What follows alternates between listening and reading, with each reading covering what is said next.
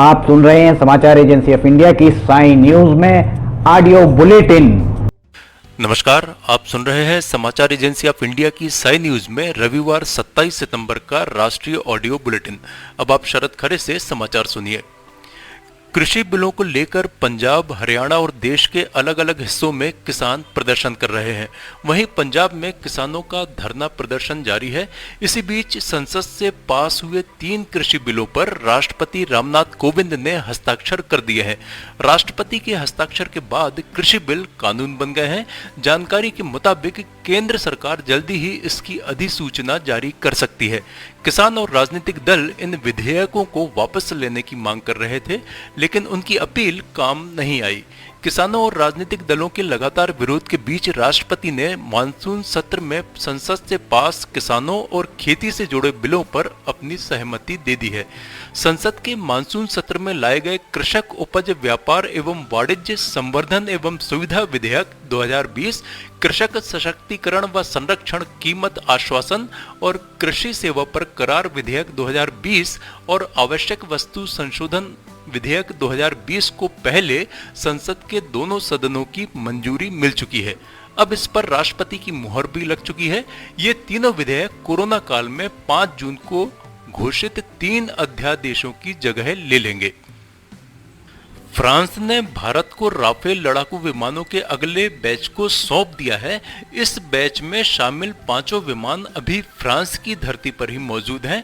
माना जा रहा है कि अक्टूबर में ये राफेल विमान भारत पहुंचेंगे।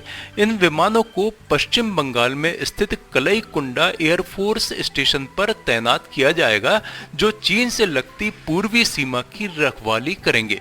राफेल के पहले बैच में शामिल 5 विमानों को 10 सितंबर को एक औपचारिक कार्यक्रम के दौरान भारतीय वायुसेना में शामिल किया गया था। भारत में फ्रांस के राजदूत इमैनुअल लेनिन ने एक बातचीत में कहा कि राफेल फाइटर जेट के दूसरे बैच को भारत को सौंप दिया गया है।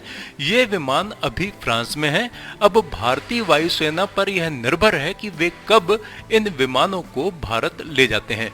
उन्होंने भारतीय वायुसेना के पायलटों की तारीफ करते हुए उन्हें उत्कृष्ट करार दिया। चीन से लगती सीमा पर चरम तापमान को देखते हुए इस विमान में भारत ने अपने हिसाब से कुछ मॉडिफिकेशन भी करवाए हैं, जिससे कम तापमान में भी ये विमान आसानी से स्टार्ट हो सकते हैं। पहले बैच में भारत पहुंचे 5 राफेल विमानों के 250 घंटे से भी ज्यादा की उड़ान और फील्ड फायरिंग टेस्ट किए जा चुके हैं। इन विमानों को अंबाला में 17 गोल्डन एरो स्क्वाड्रन में शामिल किया गया है। भारत में कोरोना वायरस ने कहर मचा रखा है। लगातार बढ़ रही संक्रमितों की संख्या एक बड़ी चिंता का कारण बनी हुई है। वहीं इसी बीच इंडियन इंस्टीट्यूट ऑफ टेक्नोलॉजी मंडी की स्टडी में खुलासा हुआ है कि दुबई और यूके के यात्री भारत में कोरोना लाने के प्राथमिक स्रोत थे। यह शोध जर्नल ऑफ ट्रेवल मेडिसिन में प्रकाशित हुआ है। स्टडी में दावा किया गया है कि कोरोना मुख्य रूप से अंतर्राष्ट्रीय यात्रा के कारण भारत के विभिन्न राज्यों में फैल गया।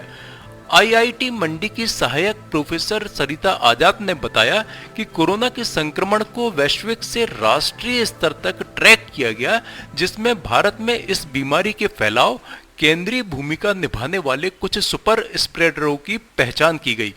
मरीजों की यात्रा का इतिहास से पाया गया कि अधिकांश लोग स्थानीय थे।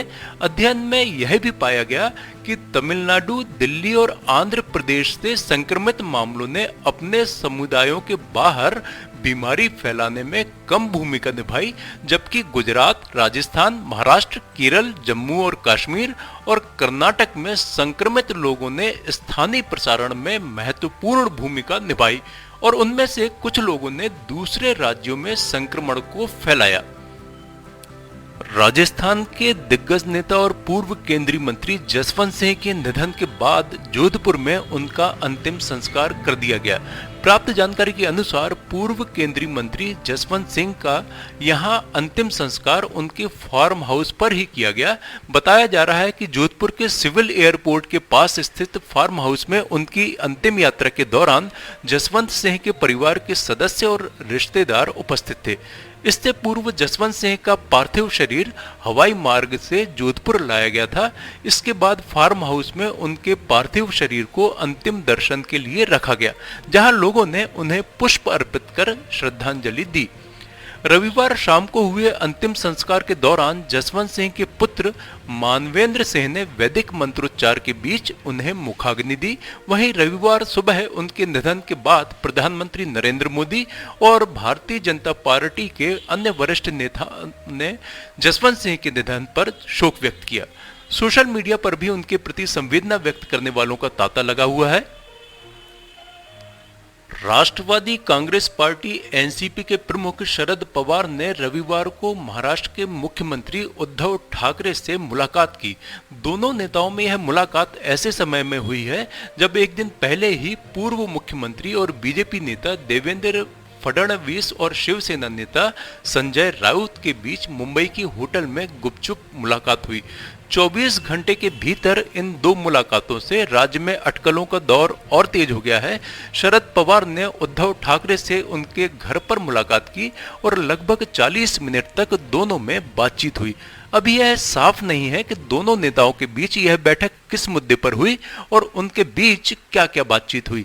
हालांकि सूत्रों ने बताया कि बैठक में दोनों नेताओं ने भविष्य के अनलॉक प्रोसेस और राज्य में कोविड-19 की स्थिति को लेकर भी चर्चा की है।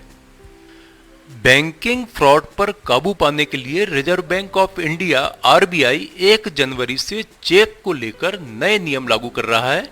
आरबीआई पॉजिटिव पे सिस्टम के तहत ग्राहकों को बैंकिंग फ्रॉड से बचाने के लिए सख्त नियम लेकर आई है। इस सिस्टम के तहत अब ग्राहकों के साथ ही साथ बैंकों को भी कई बातों का ध्यान रखना आवश्यक हो जाएगा।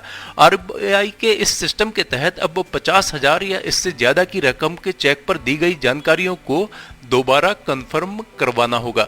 हालांकि यह खाता धारक पर निर्भर करेगा कि वो ऐसा करता है या नहीं। हालांकि संभव है कि बैंक 5 लाख रुपए से ज्यादा के चेक पर इसे अनिवार्य कर दे।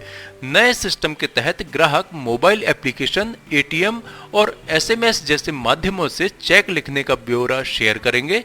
यानी नई व्यवस्था के तहत चेक जारी करने वाले को अब उस चेक का न्यूनतम विवरण जैसे लाभार्थी का नाम, आदाता, देय राशि को बैंक को राशि, इलेक्ट्रॉनिक रूप से SMS, mobile app, internet banking या माध्यम से साझा करनी होगी। समाचारों के बीच हम आपको यह जानकारी भी दे दें कि मौसम के अपडेट जानने के लिए समाचार एजेंसी ऑफ इंडिया के चैनल पर रोजाना अपलोड होने वाले वीडियो अवश्य देखें। मौसम से संबंधित अपडेट्स मूलतः किसानों, निर्माण कार्य, यात्रा या समारोह आदि के लिए फायदेमंद साबित हो सकते हैं। समाचार एजेंसी ऑफ इंडिया के द्वारा अब तक मौसम के जो पूर्वानुमान जारी किए गए हैं वे 95 से 99% तक सही साबित हुए हैं। मध्य प्रदेश के मुरैना में गर्भ में पल रहे बच्चे के लिंग की पोर्टेबल अल्ट्रासाउंड मशीन से जांच कर 7,000 रुपए में गर्भपात करने का मामला सामने आया है। इस गोरख धंधे में उतरी नर्स ने शहर के एक निजी नर्सिंग होम में गर्भपात कराना सीखा और रैकेट से जुड़कर यह काम आरंभ कर दिया। हालांकि इस रैकेट का सरगना एक झोला छाप चिकित्सक है जो पुलिस की भनक लगते ही छत से कूदकर भाग निकला। जिस मकान में यह गर्भपात की दुकान संचालित थी, चिकित्सक ने उसकी दूसरी मंजिल पर मिनी क्लिनिक बना रखा था। इसमें अल्ट्रासाउंड मशीन के अलावा सक्शन मशीन, गर्भपात में उपयोग होने वाली दवाइयां, इंजेक्शन, ग्लव्स, प्रतिबंधित ऑक्सीटोसिन इंजेक्शन सहित गर्भपात में प्रयुक्त होने वाला काफी सामान मिला है। देश में कोरोना संक्रमित मरीजों की तादाद 60,05,795 पहुंच गई है। इसमें से सक्रिय मरीजों की तादाद 9,64,366 और रिकवर्ड मरीजों की तादाद 49,45,998 है। इस बीमारी से हुई मृत्यु का आंकड़ा 94,582 हो गया है। कोरोना संक्रमितों के एक्टिव मरीजों की तादाद जिन राज्यों में 20,000 से अधिक हो गई है, उनमें महाराष्ट्र में सबसे अधिक 2,69,119 और कर्नाटक में 1,01,782 एक्टिव मरीज हैं। कर्नाटक के बाद आंध्र प्रदेश में 65,794 एक्टिव मरीज, उत्तर प्रदेश में 57,086, केरल में 52,677, तमिलनाडु में 46,336, उड़ीसा में 38,331, छत्तीसगढ़ में 30,689, तेलंगाना में 30,234, असम में 30,162, दिल्ली में 29,717, पश्चिम बंगाल में 25,544 और मध्य प्रदेश में 22,228 एक्टिव मामले हैं। आप सुन रहे थे समाचार एजेंसी ऑफ इंडिया की साई न्यूज में रविवार 27 सितंबर का राष्ट्रीय ऑडियो बुलेटिन। सोमवार 28 सितंबर को एक बार फिर हम ऑडियो बुलेटिन लेकर उपस्थित होंगे। आपको ये ऑडियो बुलेटिन यदि पसंद आ रहे हो तो आप इन्हें लाइक, शेयर और सब्सक्राइब अवश्य करें।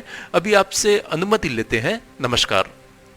आइए हम आपको आज बताते हैं कि किस तरह से आपको लिमटी की लालटेन समाचार एजेंसी ऑफ इंडिया या साई न्यूज़ को सब्सक्राइब करना है। आपके पास यूट्यूब होगा, आप यूट्यूब खोलिए। यूट्यूब में आप सर्च बटन पर ऊपर जाइए, ऊपर सर्च बटन पर आप टाइप करिए LIMTY, स्पेस दीजिए KHARE। इसके बाद आप एंटर दबाइए। जैसे ही आप एंटर दबाते हैं तो ये पेज खुल जाएगा। यहाँ पेज में आप देखिएगा ये इस तरीके का नज़ारा आपको दिखेगा। इसके साथ ही आप यहाँ देखिए LIMTY KHARE आपको लिखा दिख रहा है। इसके बाजू में आप राइट साइड में देखिएगा यहाँ सब्सक्राइब बटन दिख रहा है। ये सब्सक्राइब बटन अभी लाल रंग का दिख रहा है। सब्सक्राइब बटन को आपको क्लिक करना है। जैसे ही आप ये सब्सक्राइब बटन को क्लिक करेंगे आप देखिए इसका रंग लाल नहीं रह जाएगा। ये आपने सब्सक्राइब की जगह सब्सक्राइब्ड लिखा आ गया, आपने इसको सब्सक्राइब कर लिया है, पर अभी आपका काम पूरा नहीं हुआ है। अभी आपको इसके बाजू में आप देखिए एक घंटी का बटन आपको दिख रहा है। ये घंटी का बटन आपको दिख रहा है। ये घंटी का बटन आप इसको अगर घंटी के बटन को प्रेस करेंगे तो 3 ऑप्शन आते हैं, ऑल, पर्सनलाइज्ड और नन।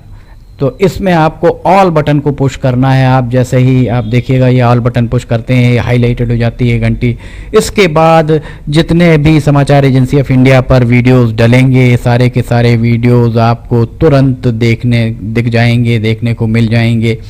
ये हम आपको जो दिखा रहे हैं किस तरीके से आपको समाचार एजेंसी ऑफ इंडिया को की चैनल को सब्सक्राइब करना है। ये पर्सनलाइज्ड और उसके बाद सब्सक्राइब बटन दबाइए। लाल के बाद वो लाल रंग नहीं